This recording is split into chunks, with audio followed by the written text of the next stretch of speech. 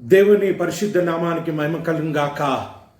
మన తండ్రి అయిన దేవుని నుండి, మన ప్రభువైన యేసుక్రీస్తు నుండి కృపా సమాధానములు మనందరికీ కలుగును గాక. ఆమెన్. దేవుని ప్రియ పరిశుద్ధ సంగమా, మన యొక్క ప్రియమైన సహోదరుడు, దేవుని పరిచర్యలో దైవ సేవకుడు, నాకు ప్రియమైన అన్నయ్య రెవరెండ్ బెనెట్ రాజ్ అయ్య గారు ప్రభునందు నిద్రించారని విని మనమందరము దుఃఖించుచున్నాం. ప్రభు దినములో అయ్యగారిని తిరిగి కలుసుకుంటామన్న నిరీక్షణతో కుటుంబ సభ్యులు, అమ్మగారు, పిల్లలు మనమందరము జీవించడానికి దేవుడు తన కృప ఆదరణ మనందరికీ దయచేయుగాక. ఈ సమయంలో మనమందరము మరొకసారి దేవుణ్ణి ఆరాధించడానికి, దేవుని పరిశుద్ధ నామాన్ని మహిమపరచడానికి దేవుడు మనకిచ్చిన ఈ దివ్యమైన సమయాన్ని బట్టి మనమందరము దేవాది దేవుడికి వందనాలు, స్తుతి, స్తోత్రము చెల్లించవలసి ఉంటున్నాం. కరోనా వైరస్ పాండమిక్ విజృంభిస్తున్న ఈ దినాలలో దేవుని వైపు చూస్తూ దేవుని కనికరాన్ని వేడుకుంటూ, దేవుణ్ణి కనిపెట్టుకుంటూ, దేవుని కృపలో ఎదగడానికి, దేవుని యొక్క రక్షణ ప్రణాళికలో జీవించడానికి, దేవుని యొక్క రెక్కల కింద ఆశ్రయం కలిగి బ్రతకడానికి దేవుడు మనకిచ్చిన ఈ గొప్ప కృపను బట్టి మనమందరము దేవాది దేవునికి వందనాలు, స్తుతి, స్తోత్రము చెల్లించవలసి ఉంటున్నాం.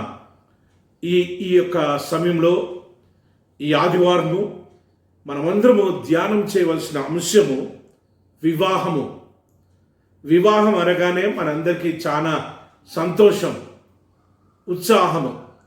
ప్రతి ఒక్కరికి కూడా వివాహము అనే మాట వినిపించిన, వివాహం అంటేనే మనందరికీ ఎక్కలేని సంతోషము, ఆనందము కలుగుతుంది. ఈ ఉదయకాలము ఆ యొక్క పరిశుద్ధ సంస్కారం యొక్క ముఖ్య ఉద్దేశాలు మనము ధ్యానం చేస్తూ ఉంటాం. దక్షిణ ఇండియా క్రైస్తవ సంఘం యొక్క పంచాంగాన్ని బట్టి మనం ఆరాధించవలసిన అంశము వివాహము, ఒడంబడిక మరియు సంస్కారము, ఉత్సవము. Celebration of covenant, sacrament. Marriage, celebration of covenant or sacrament అనే అంశాన్ని ఈ సమయంలో మనం ఆరాధిస్తూ ఉంటాం, మనం ధ్యానం చేస్తూ ఉంటాం. 4 పాఠ్య భాగాలు మనం సిద్ధపడి మనం వచ్చాం. మొదటిగా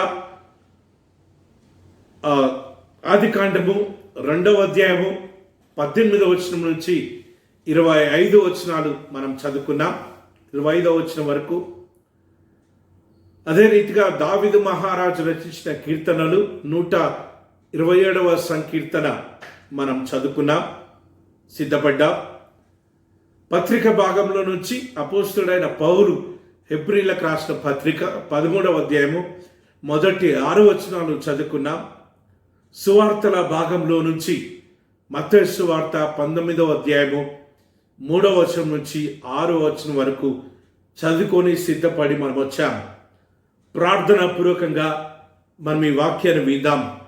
దేవా, వివాహంలో ఉంటున్న పరిశుద్ధ మర్మాలను మాకు బయలుపరిచి మా యొక్క వివాహ జీవితాన్ని పరిశుద్ధపరచు తండ్రి. ఆశీర్వదించు.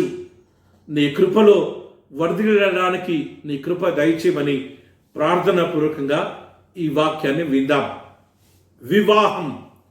వివాహం అంటేనే ఒక గొప్ప ఉత్సవం. ఈ ఉదయకాలము ఆ వివాహంలో మనం చేసుకున్న ఒడంబడికలందు ఉత్సహించుట అనే అంశాన్ని మనం ఆరాధిస్తూ ఉంటాం. దానికంటే ముందు బైబిల్ గ్రంథంలో అనేకమైన సంస్కారాలు ఉన్నాయి. సంస్కారాలంటే మతపరమైన కర్మలు, బర్త్డేస్, ఇంకా వెడ్డింగ్స్, వివాహాలు, పుట్టినరోజు, భూస్థాపన ఆరాధనలు, జ్ఞాపకార్థ కూటాలు, బాప్తీసము, పరిశుద్ధ యూకరిస్తు ఆరాధన, ఈ రీతిగా అనేకమైన మతపరమైన కర్మలు ఉన్నాయి.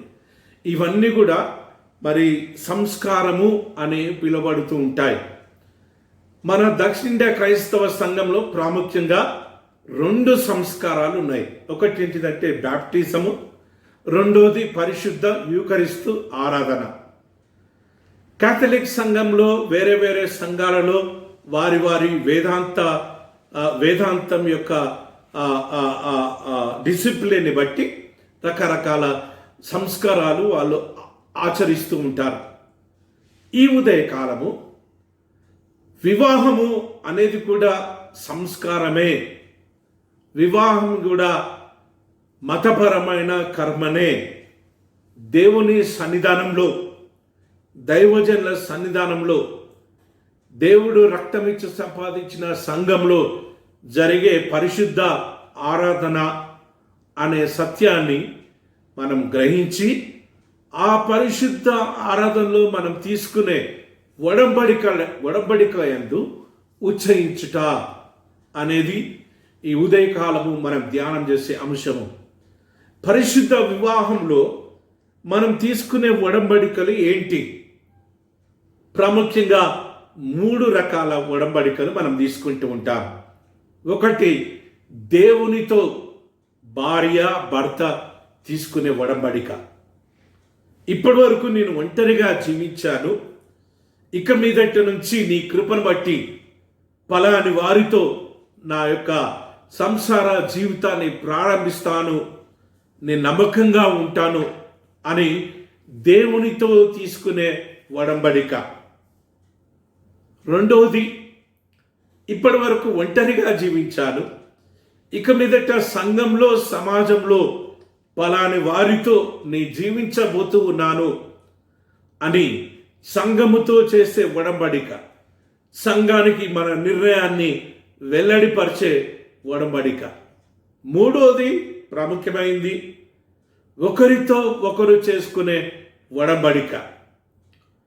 ఇవాటి నుంచి నిన్నే నా భార్యగా స్వీకరిస్తూ ఉన్నాను, ఇవాటి నుంచి నిన్నే నా భర్తగా స్వీకరిస్తూ ఉన్నాను, నీతోనే జీవిస్తాను, నీతోనే మరణిస్తాను, నీతోనే సంసారం చేస్తాను అని దైవ సన్నిధానంలో, దేవుడు రక్తమిచ్చి సంపాదించిన సంఘములో, దైవజనుల ఎదుట చేసే ప్రమాణాలు, ఒడంబడికలు.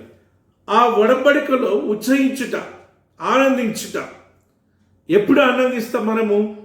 ఆ ఒడంబడికలో జీవించినప్పుడు, ఆ ఒడంబడికలో బ్రతికినప్పుడు, ఆ ఒడంబడికను దాటనప్పుడు, ఆ ఒడంబడికలో ముందుకు సాగిపోతున్నప్పుడు మనము ఆనందంగా జీవిస్తూ ఉంటాం. ఈ ఉదయకాలము, ఈ సమయంలో మన యొక్క ఒడంబడికలను జ్ఞాపకం చేసుకుంటూ వాటిలో మనం జీవిస్తున్న విధానాన్ని బట్టి మనము ఉత్సహించాలి, మన వైవాహ జీవితంలో ఆనందించాలి అనేది ఈ ఉదయకాలము మన ముందుంటున్న అంశము. 4 పాఠ్యభాగాలు చదువుకున్నాం. ఆ పాఠ్యభాగాల్లో దేవుడు మనతో ఏం మాట్లాడుతున్నాడో మనం చూద్దాం. మొదటిగా ఆదికాండము 2వ అధ్యాయము 18వ వచనం నుంచి 25 వచనాలు మనం చదువుకున్నాం. ఈ భాగంలో మనం చూసే పాయింట్ ఏంటిదంటే, దేవుడు మనకిచ్చిన సాటి అయిన సహాయాన్ని బట్టి ఉత్సహించుట. Celebrating because of blessing with an equal helpmate. దేవుడు మనకిచ్చిన సాటి అయిన సహాయాన్ని బట్టి ఆనందించుట, ఉత్సహించుట అనేది ఆ భాగంలో మనం చూస్తూ ఉంటున్నాం.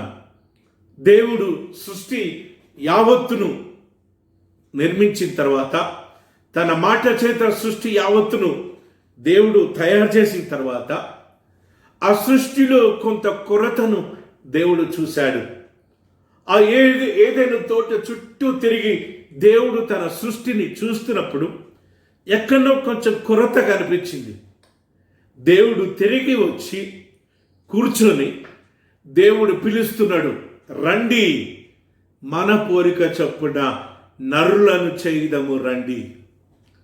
దేవుని ప్రియ పరిశుద్ధ సంగమ, సృష్టిలో ఉన్న కొరతను సంపూర్ణం చేయడానికి, సృష్టిని పరిపూర్ణం చేయడానికి దేవుడు మానవులను మరి తయారు చేసినట్టుగా, మానవులను నిర్మించినట్టుగా బైబిల్ గ్రంథంలో మనం చూస్తూ ఉంటున్నాం. మొదటి అధ్యాయము 26వ వచనంలో చూసినట్టయితే మానవులు దేవుని స్వరూపంలో, దేవదూతల స్వరూపంలో నిర్మించబడినట్టుగా మనం చూస్తూ ఉంటున్నాం. నీ రూపం దేవుని రూపం, నీ భర్త రూపం దేవుని రూపం, నీ భార్య రూపం దేవుని రూపం. నీ భార్యను చూసినప్పుడు అబ్బా దేవుడు ఈ రీతిగా ఉంటాడా అని ఆనందించాలి. నీ భర్తను చూసినప్పుడు నీ భర్త రూపంలో దేవుని చూసి అబ్బా దేవుడు ఈ రీతిగా ఉంటాడా అని ఆనందించాలి. దేవుని ప్రియ పరిశుద్ధ సంగమ, ఇది ఒక కోణమైతే దేవుని రూపం కలిగి మనం జీవిస్తున్నాం కాబట్టి దేవుని యొక్క గుణగణాలను, దేవుని యొక్క పద్ధతులను, దేవుని యొక్క అలవాట్లను, దేవుడు నేర్పిన విధానాన్ని మనము స్వీకరించి ఆస్వాదించి మన జీవితంలో దేవుడిచ్చిన రూపాన్ని చెదిరిపోకుండా ఎప్పటికీ ఆ రూపము వెలిగించబడేటట్టు మన జీవితంలో ఉండేటట్టు మనము బదులమై ఉన్నాము. వాక్యానుసారంగా జీవించినంత మట్టుకు, దేవుణ్ణి వెంబడించినంత మట్టుకు దేవుని రూపం మనలో ఎప్పటికీ ఉంటుంది. దేవుని రూపం ఎప్పటికీ చెదిరిపోదు. దేవుని ప్రియ పరిశుద్ధ సంగమ, ఆ రూపం చెదిరిపోకుండా ఉండాలి అంటే మనం దేవుణ్ణి వెంబడించాలి. దేవుని వాక్యంలో లీనమై దేవుని వాక్యానుసారంగా జీవించాలి అని ఈ సమయంలో మనం నేర్చుకుంటూ ఉంటున్నాం. దైవ రూపం, నీ భార్యది దేవుని రూపం, నీ భర్తది దేవుని రూపం. మొట్టమొదటిగా ఈ సత్యాన్ని ప్రతి భార్య, ప్రతి భర్త తెలుసుకోవాల్సిన వారు. అందుకే భార్యకు వంకలు పెట్టొద్దు, భర్తకు వంకలు పెట్టొద్దు. నువ్వు వంకలు పెడితే ఆ వంకలు దేవుని రూపానికి వంకలు పెడుతున్నట్టు. అందుకే దేవుని ప్రియ పరిశుద్ధ సంగమ, ఒకరిని ఒకరు గౌరవించుకోవాలి, ఒకరిని ఒకరు ఆనందింపజేసుకోవాలి. ఎందుకు అంటే దేవుని రూపంలో మనము నిర్మించబడ్డాం కాబట్టి, దేవుని రూపాన్ని నీకు బహుమానంగా ఇచ్చారు కాబట్టి, దేవుని రూపాన్ని దేవుడు నీకు భార్యగా లేక భర్తగా దేవుడిచ్చిన విధానాన్ని బట్టి నువ్వు దేవుని యందు ఆనందించాలి, దేవుని యందు ఉత్సహించాలి. ఎందుకు అంటే నిన్ను ప్రేమించి దేవుడు నిన్ను దేవుని రూపంలో నిర్మించడం మాత్రమే కాకుండా నీకు దేవుడు దేవుని రూపాన్ని తిరిగి బహుమానంగా ఇచ్చిన విధానాన్ని బట్టి నువ్వు దేవునిలో ఆనందించాలి. అందుకే దేవుని రూపం దేవుడు నీకు సాటి అయిన సహాయిగా ఇచ్చాడు కాబట్టి ఆ రూపాన్ని గౌరవించాలి, ఆ రూపాన్ని ప్రేమించాలి, ఆ రూపాన్ని మన్నన చేయాలి. కొట్టడము, తిట్టడము, లేక రకరకాల చిత్రహింసలు చేయడము ఇలాంటివి నువ్వు చేసినట్టయితే దేవుని రూపానికై చేస్తున్నావన్న సత్యాన్ని గుర్తెరిగి భయము వణుకుతో జీవించే వారిగా నువ్వు ఉండాలని ఈ సమయంలో దేవుని వాక్యం మనల్ని హెచ్చరిస్తుంది. రెండవ మాట మనం చూసినట్లయితే 18వ వచనంలో, 2వ అధ్యాయం 18వ వచనంలో దేవుడు రాస్తూ ఉంటున్నాడు. చదువుదాం. ఆదికాండము 2వ అధ్యాయము 18వ వచనం. మరియు దేవుడైన యెహోవా, నరుడు ఒంటరిగా ఉండుట మంచిది కాదు, వానికి సాటి అయిన సహాయమును వాని కొరకు చేయుదననుకొనెను. నరుడు ఒంటరిగా ఉండడం, స్త్రీ గాని పురుషుడు గాని ఒంటరిగా ఉండడం దేవుని చిత్తం కాదు. అందుకే ఆదాము ఒంటరిగా ఉండడం దేవుని చిత్తం కాదు కాబట్టి దేవుడు ఆదాముకి సాటి అయిన సహాయి, ఇంగ్లీష్ బైబిల్లో ఈక్వల్ హెల్ప్మెట్, సాటి అయిన సహాయి అంటే ఏ మాత్రము పురుషుడి కంటే స్త్రీ తక్కువ కాదు, సమానంగా పురుషుణ్ణి ఏ స్థాయిలో దేవుడు చేశాడో అదే స్థాయిలో స్త్రీని కూడా నిర్మించడం జరిగింది. స్త్రీకి కూడా అదే స్థానాన్ని దేవుడు ఇచ్చాడు. పురుషుడికి ఎక్కువ, స్త్రీకి తక్కువ, లేక స్త్రీకి ఎక్కువ, స్త్రీకి ఎక్కువ, పురుషుడికి తక్కువ స్థానాన్ని దేవుడు ఇవ్వలే. సాటి అయిన సహాయి, భార్యకు భర్త సాటి అయిన సహాయి, భర్తకు భార్య సాటి అయిన సహాయి. ఆ రీతిగా ఉన్నప్పుడే సంసారంలో ఒడంబడికలో, మనం చేసిన ఒడంబడికలో మనం ఆనందిస్తూ జీవిస్తూ ఉంటాం, మనం ఉత్సహిస్తూ ఉంటాం. ఈ యొక్క సమానత్వము ఏ విషయంలోనైనా హెచ్చు తగ్గులు అయినట్టయితే అక్కడ ప్రాబ్లం స్టార్ట్ అవుతూ ఉంటాయి. దేవుడు సమానంగా ఉండమని దేవుడు ఆజ్ఞ జారీ చేశాడు. సమానంగా జీవించమని దేవుడు ఆజ్ఞ జారీ చేశాడు. సమానంగా ప్రేమించమని దేవుడు ఆజ్ఞ చేశాడు. సమానమైన విలువలను ఇవ్వాలని దేవుడు ఆజ్ఞ చేశాడు. సమానత్వము, ఏ భార్య భర్తలోనైతే సమానత్వం ఉంటుందో వారింట్లో వారు చేసుకున్న ఒడంబడికలో ఆనందం ఉంటుంది, వారు చేసిన ఒడంబడికలో ఉత్సాహం కనిపిస్తూ ఉంటుంది.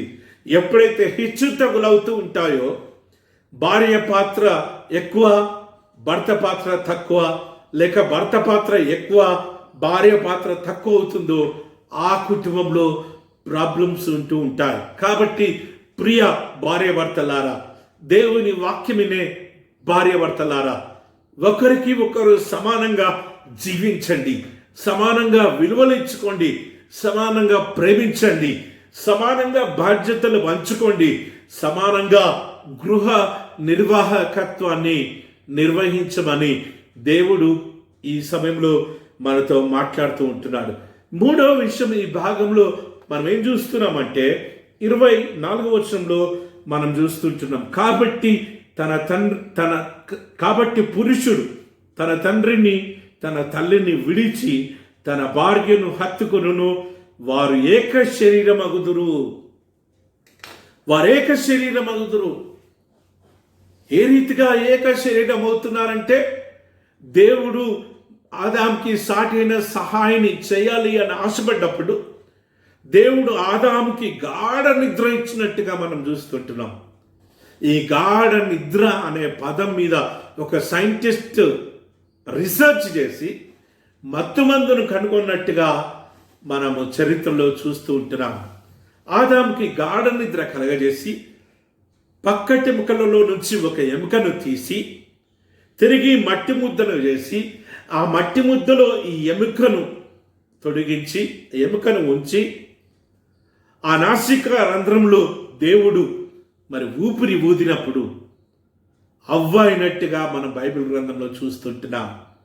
అవ్వను చూసి ఆదాము ఉత్సహించినట్టుగా, ఆదాము సంతోషించినట్టుగా, ఆదాము గంతులు వేసినట్టుగా మనం బైబిల్ గ్రంథంలో చూస్తున్నాం. చక్కటి కవిత్వాన్ని రాసి చక్కగా గానం చేసినట్టుగా మనం బైబిల్ గ్రంథంలో చూస్తున్నాం. అయితే ఇక్కడ దేవుడు చెప్పే మాట ఏంటిదంటే, పురుషుడు తన తండ్రిని తల్లిని విడిచిపెట్టాలి, విడిచిపెట్టి తన భార్యను హత్తుకోవాలి.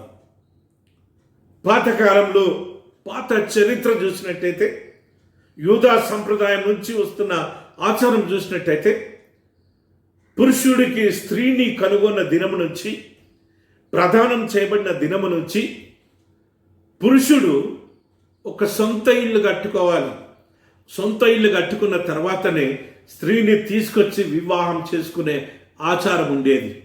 తల్లిదండ్రుల నుంచి వేరైపోయి, ఎందుకు అంటే దేవుడిచ్చిన బహుమానంతో జీవించడానికి, దేవుడిచ్చిన బహుమానంతో ప్రేమను పంచుకోవడానికి, దేవుడిచ్చిన బహుమానంతో కుటుంబాన్ని ఏర్పాటు చేయడానికి, దేవుడిచ్చిన బహుమానంతో సంసార జీవితంలో ముందుకు సాగిపోవడానికి. వారిద్దరూ కాదు, వారు ఏక శరీరం అని దేవుడు ఆశీర్వదించాడు. దేవుని ప్రియ పరిశుద్ధ సంగమ, ఇదొక గొప్ప మర్మం. ఏ రీతిగా ఏక శరీరం అవుతున్నారో అది దేవుని కృప, దేవుని మర్మం, దేవుని ప్రణాళిక, దేవుని తలంపు. ఈ సత్యాన్ని మనం ఎరిగి దేవుడు మనకిచ్చిన సాటి అయిన సహాయాన్ని బట్టి మనమందరము ఉత్సహించాలి, మనమందరము ఆనందించాలి అని ఈ ఉదయకాలము మనం నేర్చుకుంటూ ఉంటున్నాం. పత్రిక భాగంలోకి వెళ్ళినట్టయితే అపోస్తలుడైన పౌలు హెబ్రీయులకు రాసిన పత్రిక 13వ అధ్యాయము మొదటి 6 వచనాలు మనం చూస్తుంటున్నాం. ఈ భాగంలో మనము ఏం నేర్చుకుంటున్నామంటే పవిత్రమైన పరిశుద్ధమైన వివాహ జీవితంలో మనం జీవించడానికి దేవుడిచ్చిన కృపను బట్టి మనం ఉత్సహించాలి. Celebrating for keeping our marriage as pure. దేవుడు పరిశుద్ధంగా పవిత్రంగా మన వైవాహ బంధాన్ని ఉంచిన విధానాన్ని బట్టి మనం ఆనందించాలి, మనం ఉత్సహించాలి. అందరిని బట్టి మనం దేవుని స్తుతించాలి అని అపోస్తలుడైన పౌలు జ్ఞాపకం చేస్తుంటున్నాడు. 4వ వచనం మనం చూద్దాం. వివాహము అన్ని విషయంలో ఘనమైనది గాను పాన్పు నిష్కలమైనది గాను ఉండవలెను. వివాహం అన్ని విషయాలలో ఘనంగా ఉండాలి. మన వివాహ బంధం, నీ వివాహ జీవితం, నీ వివాహ బంధం ఘనంగా ఉంచుకునేటట్టు చూసే బాధ్యత నీదే. పాన్పు నిష్కలమైనదిగా, your wedding bed should be very pure. పాన్పు నిష్కలమైనదిగా ఉంచుకోవాలి. నీ జీవిత భాగ్యస్వామిని గౌరవించి చెడు అలవాట్లు, చెడు పద్ధతులు ఇవన్నీ మానుకొని నీ వివాహం పరిశుద్ధంగా ఉంచుకోవడానికి ప్రయత్నం చేయాలి. ఎప్పుడైతే నువ్వు వేరే సంబంధం ఏర్పరచుకున్నావో, వేరే అక్రమ సంబంధం ఏర్పరచుకున్నావో, అప్పుడే నీ వివాహం అపరిశుద్ధమైపోయింది. Your marriage is no more a holy marriage. నీ వైవాహ జీవితం అపరిశుద్ధం అయినప్పటి నుంచి సాతానుడు ఎంటర్ అయ్యాడు కాబట్టి నీ వైవాహ జీవితంలో అనేకమైన ప్రాబ్లమ్స్ని ఎదుర్కొంటూ ఉంటావు. నీ వైవాహ జీవితం పరిశుద్ధంగా ఉన్నంతకాలం దేవుడు నీతోనే జీవిస్తూ ఉంటాడు. వచ్చే ప్రతి శత్రు బాణాన్ని దేవుడు తీసివేస్తూ ఉంటాడు. కానీ ఎప్పుడైతే నువ్వు దేవుణ్ణి కాదని, ఎప్పుడైతే దేవుని సన్నిధానంలో నువ్వు ప్రమాణం చేసి, నువ్వు ఒక సాటి అయిన సహాయికి ప్రమాణం చేసి నీ మాట తప్పి వేరే వారితో అక్రమ సంబంధాన్ని ఏర్పరచుకున్నావో, అప్పటి నుంచి నీ వివాహం అపరిశుద్ధమైపోయింది. అపరిశుద్ధమైన చోట దేవుడు నివాసం ఉండడు. నువ్వు నీ జీవితాన్ని తిరిగి క్రమబద్ధీకరించుకునే అంతవరకు you have to discipline your life. పడిపోయిన జీవితంలో నుంచి నువ్వు తిరిగి వచ్చి క్షమించమని, ప్రలాపించమని దేవుని సన్నిధానంలో నువ్వు గోజాడినట్టయితే దేవుడు ఒకవేళ క్షమిస్తాడేమో. దేవుని ప్రియ పరిశుద్ధ సంగమా, దేవుని సన్నిధానంలో ఒడంబడిక తీసుకున్న నీవు నీ వివాహం పరిశుద్ధంగా ఉంచుకునేటట్టు, నువ్వు జీవించేంత మట్టుకు, నువ్వు చనిపోయేంత మట్టుకు, నువ్వు బ్రతికి ఉన్నంత కాలము నీ వివాహ బంధం పరిశుద్ధంగా ఉంచుకునే బాధ్యత నీదే. దేవుడు మాట్లాడుతూ ఉంటున్నాడు. వివాహం అన్ని విషయములలో ఘనమైనది గాను పాన్పు నిష్కలమైనది గాను ఉండవలెను. వేశ్య సాంఘికులకును వ్యభిచారకులకును దేవుడు తీర్పు తీర్చును. వేశ్య, వ్యభిచారం, దేవుని ప్రియ పరిశుద్ధ సంగమ, ప్రస్తుత కాలంలో, ప్రస్తుత కాంటెక్స్ట్లో మనము చాలా వింటూ ఉన్నాం. అపరిశుద్ధమైన జీవితం జీవించే కుటుంబాల గురించి, భార్యల గురించి, భర్తల గురించి మనం వింటూ ఉన్నాం. దేవుని ప్రియ కుటుంబ సభ్యులారా, దేవుని ప్రియ భార్య భర్త, దేవుడు నిన్ను ప్రేమించి నీకు ఇచ్చిన నీ సాటి అయిన సహాయంతోనే జీవించు. దేవుడు నీకు ఇచ్చిన నీ వివాహ బంధాన్ని పరిశుద్ధంగా ఉంచుకో. ఎందుకు అంటే దేవుడు తీర్పు తీరుస్తాడంట. వ్యభిచారం చేసేవారిని, వేశ్య జీవితం జీవించేవారిని, విచ్చలవిడి జీవితాన్ని జీవించేవారిని, వాయువర్ష లేకుండా జీవించేవారిని దేవుడు విడిచిపెట్టడు అని మన బైబిల్ గ్రంథంలో చూస్తున్నాం. ఇంకా ప్రకటన గ్రంథం 19వ అధ్యాయము ప్రకటన గ్రంథం 21వ అధ్యాయము 8వ వచనంలో చూసినట్టయితే పరలోక రాజ్యంలో అలాంటి వారికి స్థానం కూడా లేదంట.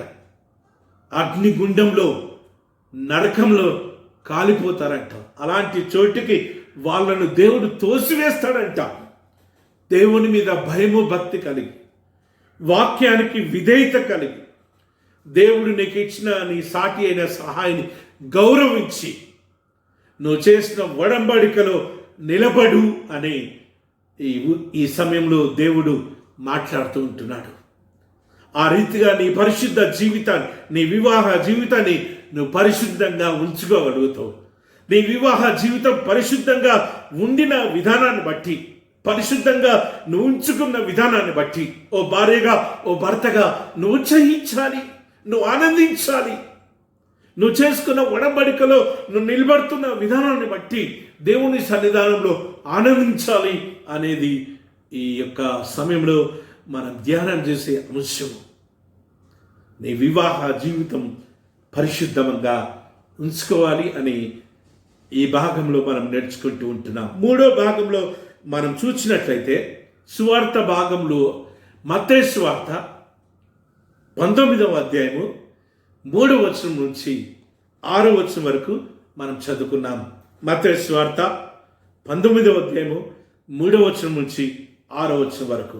అక్కడ యేసుక్రీస్తు ప్రభుతో కొంతమంది శాస్త్రులు, పరిసయ్యులు మాట్లాడుతున్న సంభాషణ మనం చూస్తూ ఉంటున్నాం. ఈ భాగంలో మనం నేర్చుకునే సత్యం ఏంటిదంటే, దేవుడు మనల్ని ఏక శరీరంగా చేసిన విధానాన్ని బట్టి మనం ఆనందించాలి, మనం ఉత్సహించాలి. Celebrating because of oneness of life with your wife or husband. నీ భార్యతో, నీ భర్తతో దేవుడు నీకు ఇచ్చిన ఏక శరీరాన్ని బట్టి నువ్వు ఆనందించాలి. నీ శరీరం నీది కాదు, నీ భర్త శరీరం నీ భర్తది కాదు, మీది, మీ ఇరువురిది ఏక శరీరం. దేవుడు జతపరిచిన శరీరం, దేవుడు ఒకటిగా చేసిన శరీరం, దేవుడు రూపాంతరపరిచిన శరీరం. కుటుంబ జీవితానికి, సంసార జీవితానికి, దేవుని సృష్టిని పునర్నిర్మించడానికి, దేవుని సృష్టిని భావితరాలకు అందించడానికి దేవుడు జతపరిచిన ఈ శరీరం మీది కాదు, దేవుంది. మీ ఇరువురిని దేవుడు జతపరిచిన విధానాన్ని బట్టి మీరు ఉత్సహించాలి, మనము ఉత్సహించాలి అని ఈ ఉదయకాలం ఈ భాగంలో మనం నేర్చుకుంటూ ఉన్నాం. చూద్దాం 19వ అధ్యాయము 3వ వచనం నుంచి. పరిసయ్యులు ఆయనను శోధింపవలనని ఆయన ఎద్దుకు వచ్చి, ఏ హేతువు చేతనైనను పురుషుడు తన భార్యను విడనాడుట న్యాయమా అని అడగక. కొంతమంది యేసుక్రీస్తు ప్రభువుని శోధించాలని ఓ ప్రశ్న వేస్తూ ఉంటున్నారు. బోధకుడా, ఏ కారణం చేతనైనను పురుషుడు తన భార్యను విడిచిపెట్టవచ్చా? ఏ కారణమైనా, అది ఏ కారణమైనా ఉండవచ్చు. లేక భార్య తన భర్తను విడిచిపెట్టవచ్చా? చాలా అవసరమైన సంభాషణను మనం డీల్ చేస్తూ ఉంటున్నాం.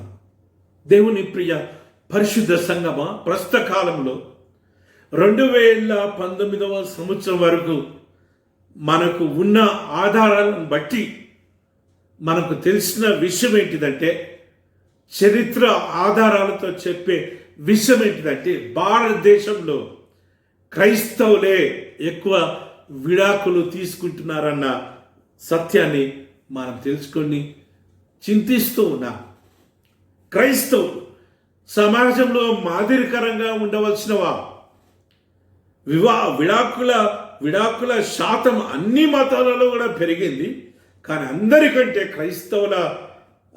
క్రైస్తవుల విడాకుల శాతమే ఎక్కువ ఉన్నట్టుగా ఒక రీసెర్చ్ తెలియజేస్తుంది. దేవుని ప్రియ పరిశుద్ధ సంగమ, సమాజంలో ఇతరులకు మాదిరికరంగా ఉండవలసిన క్రైస్తవులు ఏక శరీరంగా జీవించలేక వారు చేసిన ప్రమాణాలు ఒడంబడికలన్నీ తుంచేసుకో అన్నీ విడిచిపెట్టి వారు విడాకులు తీసుకొని వారు వారి జీవితాన్ని జీవిస్తున్నట్టుగా సమాజంలో మనం చూస్తూ ఉన్నాం. దేవుని ప్రియ పరిశుద్ధ సంగమ, దేవుడు విడాకులు తీసుకోవడానికి మనల్ని జతపరచలేదు. బైబిల్ ప్రకారం విడాకులే తీసుకోకూడదు. ఎందుకు అంటే దేవుడు జతపరిచిన తర్వాత ఇంకా విడిపోయేది లేదు. ఆ బంధం విడగొట్టలేము. ఆ బంధాన్ని ఎవరు కూడా వేరు చేయకూడదు అని దేవుడు ఇక్కడ జ్ఞాపకం చేస్తూ ఉంటున్నాడు. సంఘ పెద్దలు జాగ్రత్త, భార్యను భర్తను తిరిగి కలిపే ఉద్యమంలో పాల్గొనండి, కానీ వారిని విడగొట్టే ప్రయత్నంలో మీరు ఉండకండి. ఎందుకంటే దేవుని తీర్పు మన మీద కూడా వస్తుందేమో. అది దేవుని చిత్తానికి వ్యతిరేకం. దేవుడు జతపరిచిన తర్వాత వారిని ఎవరు కూడా వేరు చేయకూడదు అని దేవుడు ఆజ్ఞాపించాడు. యేసయ్య ఇచ్చిన జవాబు మనం చూద్దాం. 4వ వచనం, ఆయన సృజించిన వాడు ఆది నుండి వారిని పురుషుగాను స్త్రీగాను సృజించననియో, ఇందు నిమిత్తం పురుషుడు మళ్ళా తల్లిని తండ్రిని విడిచి తన భార్యను హత్తుకొనును, వారిద్దరును ఏక శరీరంగా ఉందురని చెప్పననియో మీరు చదవలేదా? కాబట్టి వారికను ఇద్దరిగా కాక ఏక శరీరంగా ఉన్నారు గనుక దేవుడు జతపరిచిన వారిని మనుషుడు వేర్పరచకూడదు. యేసయ్య క్లియర్గా ఆన్సర్ చెప్పాడు. దేవుడు జతపరిచిన వారిని మనుష్యుడు వేర్పరచకూడదు. దేవుని ప్రియ పరిశుద్ధ సంగమా, దేవుడు కలిసి జీవించాలనే చెప్తూ ఉంటున్నాడు. మరణం వరకు మనం చేసే ప్రమాణాలను ఒకసారి జ్ఞాపకం చేసుకోవాలి. మనం జీవించినంత మట్టుకు, నేను జీవించినంత మట్టుకు నిన్ను నా భార్యగా స్వీకరిస్తున్నా. కలిమిలో లేమిలో ఆరోగ్యంలో అనారోగ్యంలో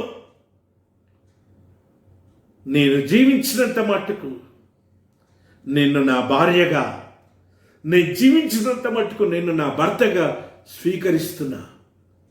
there is no concept of divorce in Christianity. విడాకులు అనేది బైబిల్ గ్రంథంలో మనం చూడట్లేదు. దేవుడు జతపరిచిన దానిని మానవుడు వేర్పరచకూడదు. భార్యకు సర్ది చెప్పాలి, భర్తకు సర్ది చెప్పాలి, పెద్ద మనుషులు, కుటుంబ సభ్యులు.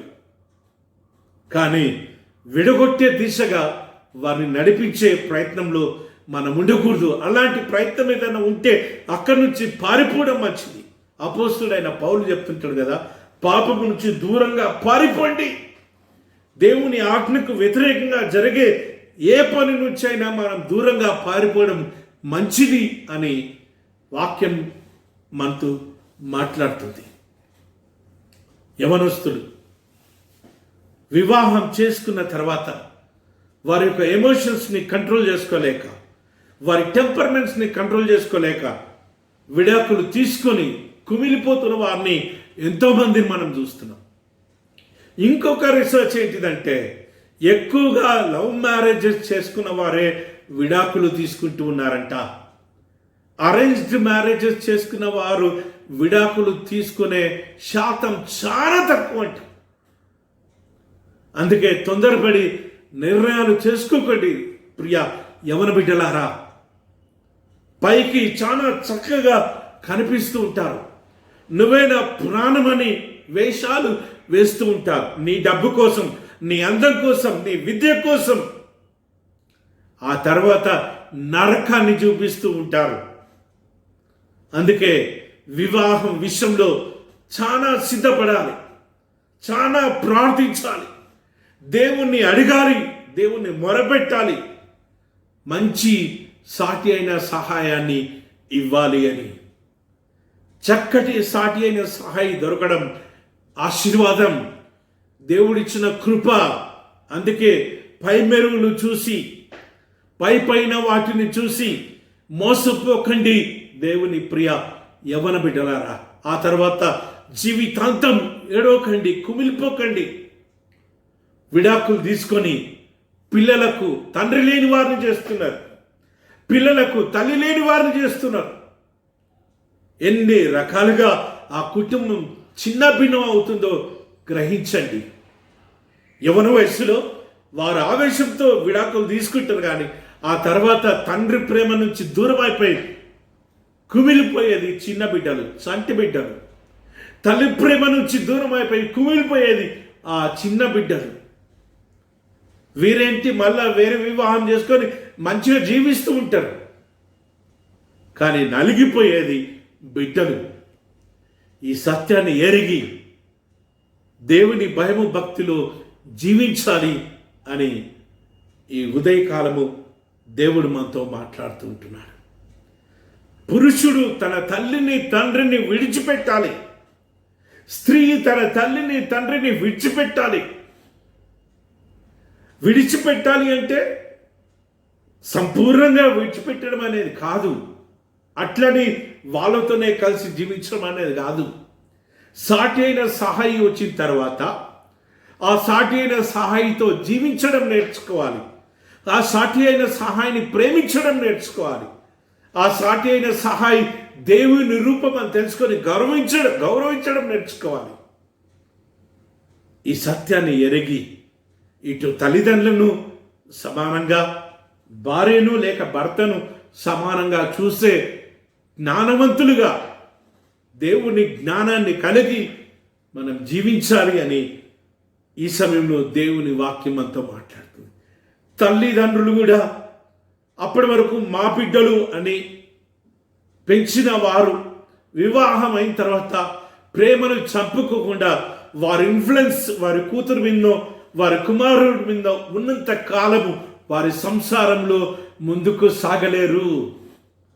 అందుకే దేవుడు చెప్పే మాట ఏంటంటే, వివాహం చేసిన తర్వాత నీ బాధ్యతను నువ్వు తీర్చుకున్న తర్వాత కొంచెం నీ కుమారుడికి కుమార్తెకు దూరంగా ఉండాలి.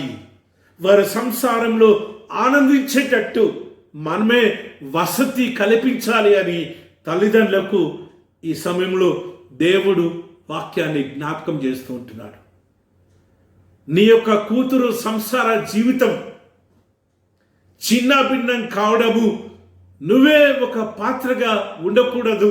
ప్రియ తల్లి తండ్రి, నువ్వు దీవించిన నీ కూతురు సంసారం, నువ్వు దీవించిన నీ కుమారుడు సంసార జీవితం 100 ఏళ్ల పాటు వారు బ్రతికినంత కాలము కలిసి ఉండేటట్టు, ఏక శరీరంగా జీవించేటట్టు నీ వంతు కృషి, నీ వంతు ప్రార్థన, నీ వంతు సహాయ సహకారం కూడా అందించే తల్లిగా తండ్రిగా ఉండాలి అని ఈ సమయంలో దేవుని వాక్యం మనతో మాట్లాడుతుంది. వారు ఏక శరీరం కాబట్టి వారిని ఇంకా విడగొట్టలేం. వారిని విడగొట్టినట్టయితే ఆ భార్యకు లేక ఆ భర్తకు ఎప్పటికీ ఎప్పటికీ ఎప్పటికీ పెయినే, ఎప్పటికీ బాధనే, ఎప్పటికీ సంతోషం ఉండదు, ఎప్పటికీ ఆనందం ఉండదు, ఎప్పటికీ సమాధానంగా జీవించలేరు. అందుకే వారిని కలిసి ఉండేటట్టు తల్లిదండ్రులు, బంధువులు, సంఘ పెద్దలు అందరూ కూడా అన్ని రకాలుగా సహాయ సహకారాలు ఆ భార్యకు భర్తకు అందించే వారిగా ఉండాలి అని యేసయ్య ఇక్కడ మనకు జ్ఞాపకం చేస్తూ ఉంటున్నాడు. దేవుడు జతపరిచిన వారిని మనుషుడు వేర్పరచకూడదు. దేవుని కార్యాలకి వ్యతిరేకంగా ఏ మానవుడు కూడా చేయడానికి తలపెట్టకూడదు అని యేసయ్య మాట్లాడుతున్న మాటను మనం చూస్తుంటున్నాం. చివరిగా దావీదు మహారాజు రచించిన కీర్తనలు 127వ సంకీర్తన మనం చూస్తుంటున్నాం. ఇది యాత్ర కీర్తన. ఈ కీర్తన సొలొమోను మహారాజు రచించినట్టుగా మరి చరిత్ర చెప్తుంది. మనం ఇక్కడ పైన కూడా చిన్న అక్షరాలతో మనం చూస్తూ ఉంటున్నాం. సొలొమోను మహారాజు తన జ్ఞానంలో నుంచి, తన అనుభవంలో నుంచి రచించిన ఈ కీర్తన. ఈ కీర్తన ద్వారా మనం ఏం తెలుసుకుంటున్నామంటే, దేవుడిచ్చిన కుటుంబ జీవితాన్ని బట్టి ఉత్సహించు, ఆనందించు. మొదటిగా దేవుడిచ్చిన భార్యను బట్టి లేక భర్తను బట్టి ఆనందించు. రెండవది, నీ వివాహ జీవితం పరిశుద్ధంగా ఉంచుకున్న విధానాన్ని బట్టి నువ్వు ఆనందించు. మూడవది, నిన్ను నీ భార్యను, నిన్ను నీ భర్తను ఏక శరీరం చేసిన విధానాన్ని బట్టి నువ్వు ఆనందించు. నాలుగవది, దేవుడిచ్చిన కుటుంబ జీవితాన్ని బట్టి, సంసార జీవితాన్ని బట్టి, పిల్లల్ని బట్టి నువ్వు ఆనందించు, నువ్వు ఉత్సహించు అని ఈ భాగంలో మనం తెలుసుకుంటూ ఉన్నాం. మొదటి వచనం చూసినట్టయితే, యెహోవా ఇల్లు కట్టించని ఎడల దాన్ని కట్టివారు ప్రయాసము వ్యర్థమే. యెహోవా పట్టణంను కాపాడని ఎడల దాని కావలి కాయవారు మేల్కొని ఉండుట వ్యర్థమే. సొలొమోను మహారాజు కుటుంబం గురించి జ్ఞాపకం చేస్తుంటున్నాడు. ఈ యొక్క వచనాలను మనము 2-3 డైమెన్షన్స్లో మనం చూడొచ్చు. బిల్డింగ్ అనే కాన్సెప్ట్లో చూడొచ్చు, కుటుంబం అనే కాన్సెప్ట్లో చూడొచ్చు, భార్య భర్త పిల్లలు అనే కాన్సెప్ట్లో చూడొచ్చు, లేక ఆ బిల్డింగ్ ఇటుకలు, లేక గోడలు, తలుపులు, ఈ రీతిగా మనం చూడొచ్చు. కానీ ఈ సమయం లేదు కాబట్టి మనము కుటుంబం అనే కాన్సెప్ట్లో మనం ఈ యొక్క అధ్యాయాన్ని అర్థం చేసుకోవడానికి ప్రయత్నం చేద్దాం. యెహోవా ఇల్లు కట్టించలేలా దాన్ని కట్టివారు ప్రయాసము వ్యర్థమే. దేవుడే నీ కుటుంబాన్ని కట్టే దిశగా ఓ భార్యగా, ఓ భర్తగా నువ్వు నడిపించాలి అని సొలొమోను మహారాజు ఈ యొక్క సమయంలో జ్ఞాపకం చేస్తుంటున్నాడు. దేవుడు నిర్మించాలి, దేవుడు నీ కుటుంబాన్ని నిర్మించాలి అంటే వివాహమైన తొలి దినాల నుంచి మీ యొక్క సంసార జీవితం యేసు అనే బండ మీద వేసుకోవాలి అని సొలొమోను మహారాజు జ్ఞాపకం చేస్తుంటున్నాడు. దేవుని సన్నిధానంలో జీవించాలి. మీ ఇద్దరి మధ్యలో మూడో వ్యక్తిగా సదాకాలము దేవుని సన్నిధానాన్ని ఉంచుకునేటట్టు మీరు చేసుకోవాలి. మీ మధ్యలో అపవిత్రమైనది రాకుండా పవిత్రంగా జీవించినంత మట్టుకు దేవుని సన్నిధానము, దేవుని ప్రసన్నత సదాకాలము మీతోనే ఉంటుంది. ఆ రీతిగా దేవుడు మీ ఇల్లును నిర్మించే దిశగా, దేవుడు మీ ఇల్లును కట్టే దిశగా మీ ఇద్దరు భార్య భర్త సరైన పాత్ర పోషించాలని, ఆత్మీయంగా జీవించాలని, వాక్యాన్ని చదవాలని, ప్రార్థనలు ఎదగాలని ఈ ఉదయకాలము సొలొమోను మహారాజు ద్వారా మనం నేర్చుకుంటూ ఉన్నాం. యెహోవా పట్టణంను కాపాడని ఎడల దాని కావలి కాయవారు మేల్కొని ఉండుట వ్యర్థమే. దేవుడే కాపాడాలి, నిన్ను కాపాడాలి, నీ భర్తను కాపాడాలంటే, దేవుడు మీకు ఇచ్చిన మీ బిడ్డల్ని కాపాడాలంటే, మీ యవ్వన బిడ్డల్ని, మీ చంటి బిడ్డల్ని కాపాడాలంటే అది దేవుని వలనే అవుతుంది అని సొలొమోను మహారాజు జ్ఞాపకం చేస్తుంటున్నాడు. మీ కుటుంబంలో శాంతి సమాధానము సదాకాలము ఉండాలి అంటే నీ కుటుంబాన్ని దేవుడు కట్టే దిశగా నువ్వు నడిపించాలి, నువ్వు ప్రయత్నం చేయాలి అని దేవుడు ఈ సమయంలో మనతో మాట్లాడుతుంటున్నాడు. ఈ సమయంలో మోషే ఇశ్రాయేలుకు జ్ఞాపకం చేసిన ఆజ్ఞను కూడా మనము ఒకసారి జ్ఞాపకం చేసుకోవాలి. ద్వితీయోపదేశ కాండము 6వ అధ్యాయంలో ఇశ్రాయేలీల తల్లిదండ్రులతో మోషే మాట్లాడిన మాటలు జ్ఞాపకం చేసుకోవాలి. నేడు నేను నీకు ఆజ్ఞాపించే ఈ మాటలు నీ హృదయంలో ఉంచుకోవాలి, నీ పిల్లల పిల్లల పిల్లలకు వాటిని నేర్పించాలి. దేవుడిచ్చిన ఈ సంసారాన్ని, దేవుడిచ్చిన నీ భార్యను, దేవుడు నీకు ఇచ్చిన భర్తను నువ్వు వాక్యంలో పెంచాలి, ప్రార్థనలో పెంచాలి. దేవుడు మిమ్మల్ని ప్రేమించి మీకు ఇచ్చిన గర్భఫలాన్ని వాక్యంలో, ప్రార్థనలో పెంచాలి. దేవుడు నిర్మించిన కుటుంబం లాగా నీ కుటుంబం ఉంటుంది అని సొలొమోను మహారాజు రాస్తూ ఉంటున్నాడు.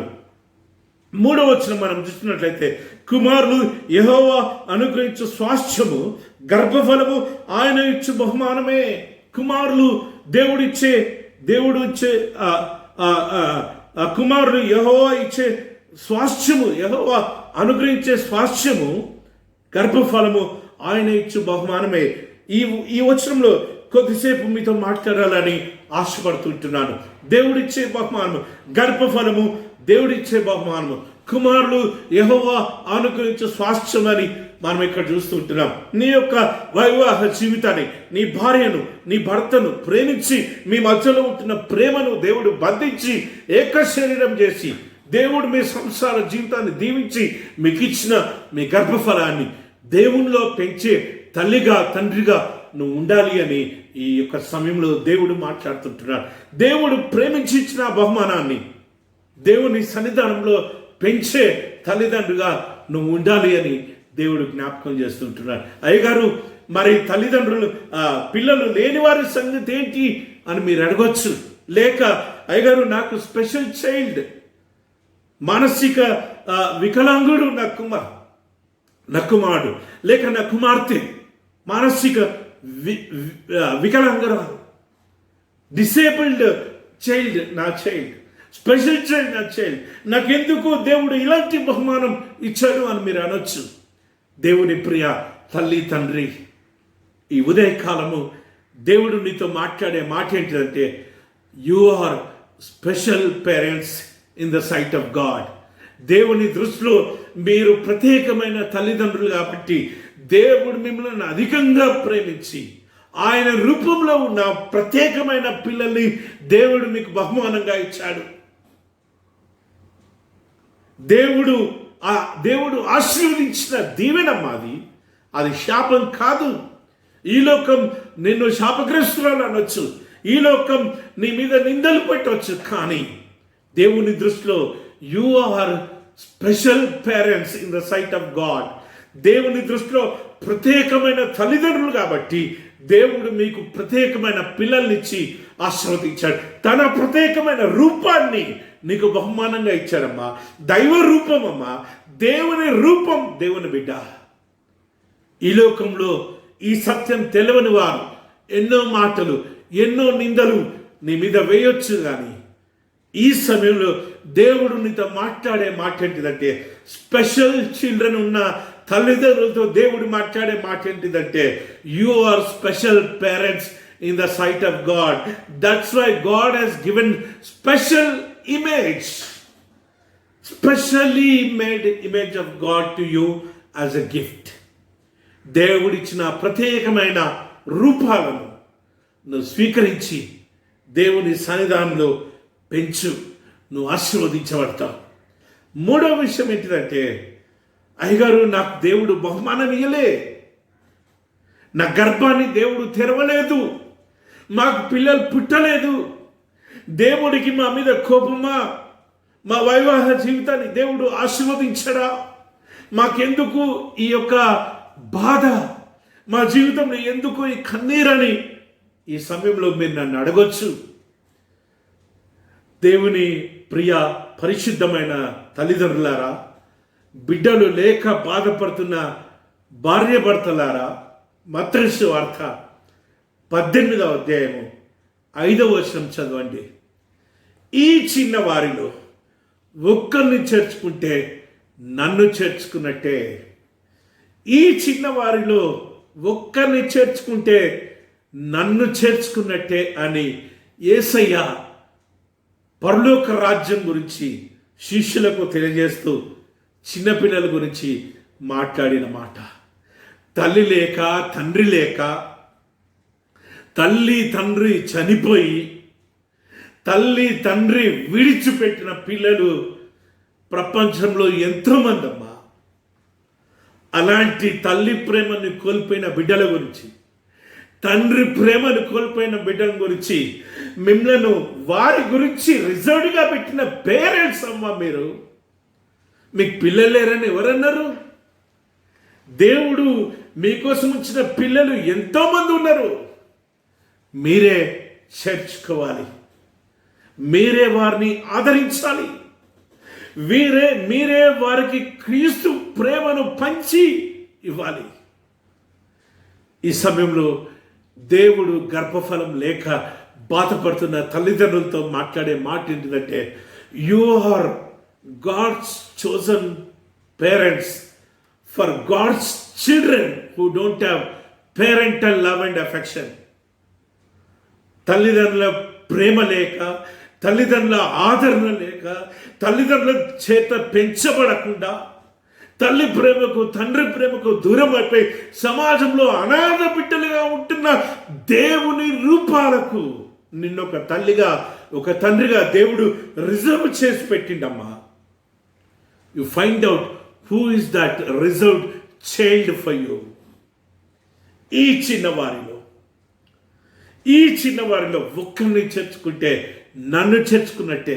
ఇప్పుడే వాక్యం విన్న వెంటనే పిల్లలు లేక బాధపడుతున్న తల్లిదండ్రులు ఇంకెంతకాలము బాధపడకుండా దేవుడు మీ కోసము ఉంచిన బిడ్డను మీరు తీసుకొచ్చుకోండి, మీరు పెంచండి, దేవుని ప్రేమనివ్వండి, దేవుని ఆప్యాయత అనురాగాలు ఇవ్వండి, దేవుణ్ణే మీ ఇంట్లోకి తెచ్చుకోండి అమ్మా. ఈ సమయంలో దేవుడు నీతో మాట్లాడుతున్నాడు. కుమారులు యెహోవా అనుగ్రహించే స్వాస్థ్యము. నీకోసము ఉంచిన కుమారుడు ఎవరు? నీకోసం ఉంచిన కుమార్తె ఎవరు? దేవుణ్ణి అడుగు, దేవుణ్ణి అడిగి తీసుకొచ్చుకో. ఆ దేవుని రూపానికి, దేవుని ప్రేమను, దేవుని వాక్యాన్ని, దేవుని ప్రార్థనను దేవునిలో పెంచి పెద్ద చేసి దేవునికి చూపించు. యేసయ్యా, ఇగో నీ రూపం, నువ్వు నాకు ఇచ్చిన బహుమానం నీ సన్నిధానంలో పెంచానని. ప్రియ తల్లిదండ్రులారా, దేవుడిచ్చిన బహుమానం ఎక్కడా? నేను నీకు ఇచ్చిన బహుమానాన్ని నువ్వు ఏ రీతిగా పెంచవని ప్రతి తల్లిని ప్రతి తండ్రిని దేవుడు ప్రశ్నిస్తాడు. దేవుని దినమప్పుడు రెండవ రాకడ సమయంలో నేను నీకు ఇచ్చిన బహుమానం ఎక్కడా అని దేవుడు నిన్ను ప్రశ్నించినప్పుడు, ప్రియ తండ్రి ప్రియ తల్లి గర్వంగా అయ్యా యేసయ్యా, ఇగో నువ్వు మా సంసార జీవితాన్ని ప్రేమించి మాకు ఇచ్చిన నీ కుమారుడు ఇదిగో, నీ కుమార్తె ఇదిగో, నీ కోసం పాటలు పాడింది యేసయ్యా, నీ కోసం వాక్యం ప్రకటించింది తండ్రి, నీ కోసం జీవించింది, నీ కోసం బ్రతికింది, నీ రాజ్యావతనితో పాటు పడింది అని గర్వంగా దేవుని సన్నిధానంలో చెప్పగలుగుతావా? లేక తల ఉంచుకొని దిక్కుమాలిన స్థితిలో నీ కుమారుని బట్టి నీ కుమార్తెను బట్టి దైవ సన్నిధానంలో వాళ్ళని పెంచినందున విధానాన్ని బట్టి సమాజానికి సంఘానికి చీడపురుగులుగా మారిన విధానాన్ని బట్టి నువ్వు తలదించుకొని దేవుని దగ్గర నిలబడతావా? అలాంటి దుస్థితి నీకు రాకముందే దేవుడు నీకు ఇచ్చిన గర్భఫలాన్ని దేవుని సన్నిధానంలో పెంచు. ఆ మాటనే సొలొమోను రాస్తూ ఉంటున్నాడు. యవ్వన కాలంలో పుట్టిన కుమారులు బలవంతుని చేతిలో బాణంలో వంటి వారు. యవ్వన కాలంలో పుట్టిన కుమారులు బలవంతుని చేతిలో బాణంలో వంటి వారు. ఇక్కడ ఒక వారియర్ని సొలొమోను మహారాజు చూపిస్తూ ఉంటున్నాడు. ఇక్కడ ఒక యుద్ధ నైపుణ్యతలో ఉన్న వ్యక్తిని దేవుడు సొలొమోను మహారాజు చూపిస్తూ ఉంటున్నాడు. ఆ యుద్ధ నైపుణ్యత కలిగిన వాడి చేతిలో బాణం ఉంటే సూటిగా శత్రువుని కొట్టేస్తూ ఉంటాడు, శత్రువుని చంపేస్తూ ఉంటాడు. దేవుడు నీకు ఇచ్చిన యవ్వన కాలంలో నీకు ఇచ్చిన నీ కుమారుల చేత ఎవరిని మింగుతున్నా గర్జించే సింహం వలె మన చుట్టే తిరుగుతున్న దురాత్మ శక్తులను చంపేసే శక్తులుగా, చంపేసే సాధనాలుగా నీ బిడ్డలు మారాలి. దేవుని రాజ్యవార్త నిమిత్తము దూసుకుపోయే సైనికులుగా వారిని తయారు చేయాలి అని ఇక్కడ సొలొమోను మహారాజు జ్ఞాపకం చేస్తుంటున్నాడు. వారితో తన అమ్ముల పొద నింపుకున్న వాడు ధన్యుడు. అలాంటి బాణాల చేత, దేవునికి ఇష్టమైన బాణాల చేత, దేవుని శత్రువులను చీల్చి చెండాడే బాణాల చేత నీ అంబల పొద నింపుకునేవాడు ధన్యుడు అంట. అలాంటి తల్లి అలాంటి తండ్రి ధన్యుడు అని దేవుని వాక్యం సెలవిస్తుంది. దేవుని నామాన్ని గణపరిచే బాణం నీ కుమారుడు దేవుని నామాన్ని గణపరిచే బాణంగా ఉండాలి.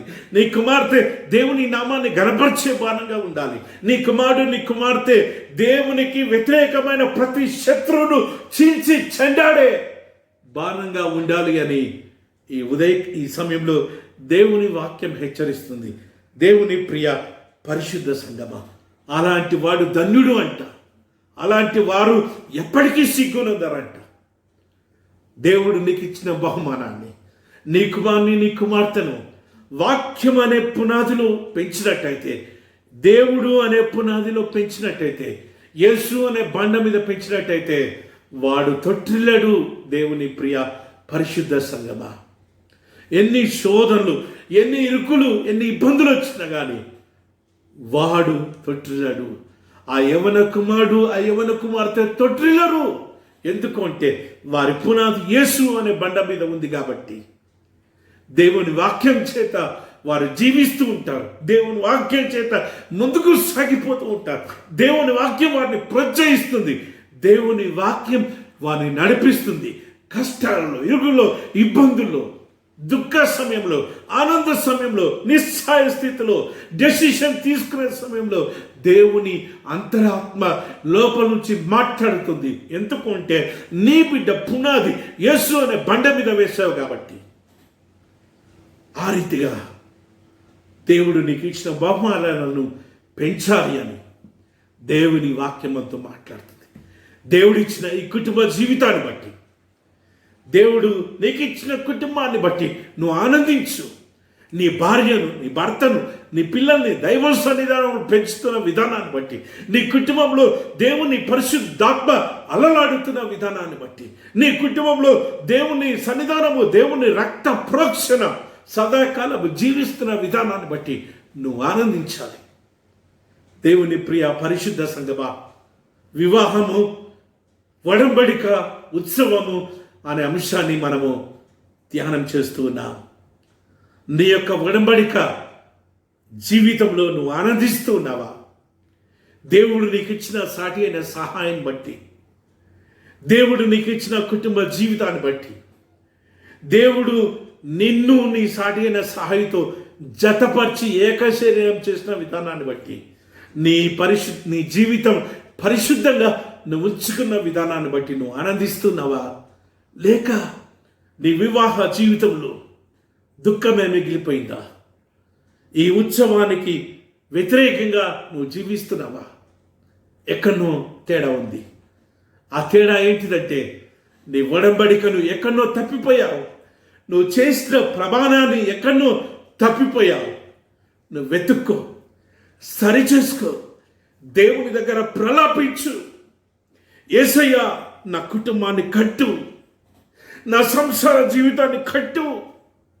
యేసయ్య నా సంసార జీవితాన్ని పరిశుద్ధపరచు. నువ్వు లేకుండా నీ జీవించలేను యేసయ్య, నువ్వు లేకుండా నీ బ్రతకలేము తండ్రి. మా కుటుంబాన్ని ప్రార్థనలో కట్టు, మా కుటుంబాన్ని వాక్యంలో కట్టు అని ప్రార్థన చేస్తావా? దేవుడు నీ వివాహ జీవితాన్ని ఆశీర్వదించాలని ఆశపడుతున్నాడు. తలలో వచ్చి ప్రార్థన చేద్దాం. దేవుని ప్రియ పరిశుద్ధ సంగమా, అందరం కూడా కళ్ళు మూసుకొని ప్రార్థన చేద్దాం. దేవుడు మీకు ఇచ్చిన నీ భర్తను బట్టి, దేవుడు నీకు ఇచ్చిన నీ భార్యను బట్టి, దేవుడు మీ వివాహ జీవితాన్ని ప్రేమించి దేవుడు మీకు ఇచ్చిన గర్భఫలాన్ని బట్టి, దేవుడు మీకు ఇచ్చిన కుమార్తెను బట్టి, కుమారుని బట్టి నువ్వు దేవునికి వందనాలు చెల్లించు. తలలో వచ్చి ప్రార్థన చేద్దాం.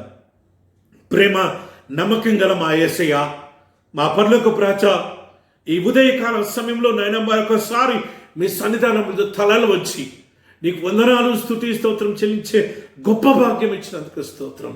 గొప్ప దేవుడా, మీ ఒంటరిగా జీవించడం మీ చిత్తం కాదని మీరు ఎరిగి మాకు ఇచ్చిన సాటి అయిన సహాయాన్ని బట్టి నీకు వందనాలు. గొప్ప దేవుడా, మమ్మల్ని ప్రేమించి మా కుటుంబ జీవితాన్ని, మా సంసార జీవితాన్ని ప్రేమించి మాకు ఇచ్చిన కుటుంబాన్ని బట్టి, మాకు ఇచ్చిన బిడ్డలను బట్టి నీకు వందనాలు యేసయ్యా. గొప్ప దేవుడా, మేము చేసుకున్న ఒడంబడికలు కళాకాలము నిలిచి ఉండడానికి, మా వివాహ బంధం పరిశుద్ధంగా ఉంచుకోవడానికి, మా కుటుంబం యేసు అనే బండ మీద ప్రతినిత్యం కట్టుకోవడానికి యేసయ్యా సదాకాలము నీ కృపలో మమ్మలను ఆశీర్వదించు. అలాంటి దీవెల చేత మా అందరినీ నింపండి తండ్రి.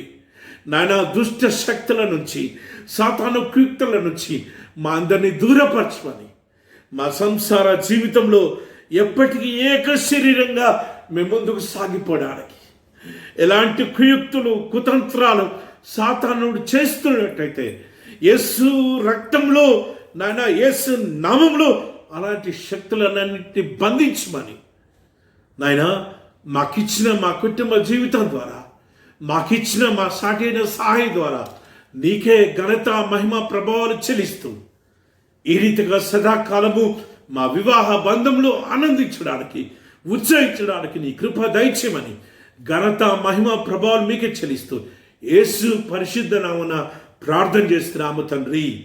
ఆమెన్. మన తండ్రి అయిన దేవుని ప్రేమ, మన ప్రభు యేసు క్రీస్తు యొక్క కృప, పరిశుద్ధాత్మ దేవుని యొక్క నడిపింపు, కాపుదల, సంరక్షణ, పోషణ మనందరికీ, వాక్యం వినే ప్రతి భార్యకు, ప్రతి భర్తకు, ప్రతి కుటుంబ సభ్యులకు ఇప్పుడు ఎల్లప్పుడు సదాకాలము తోడైండును గాక. ఆమెన్.